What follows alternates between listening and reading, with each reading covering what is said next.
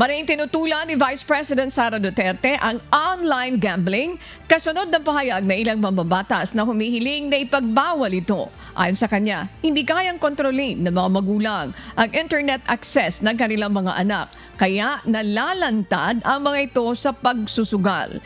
Binibigyan din ni VP Sara ang panganib ng online gambling sa mga pamilyang Pilipino, sa mga pamilya at mga kabataan.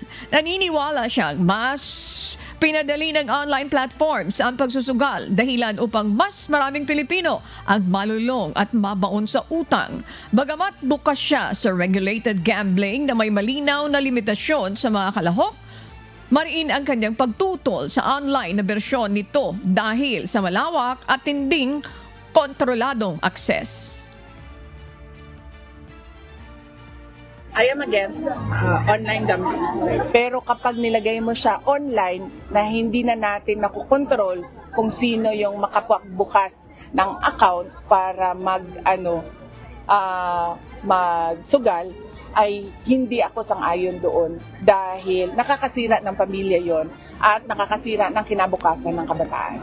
Napakadali, ginawang pinakamadali ang magsugal sa online para madaling makuha ang pera ng mga tao.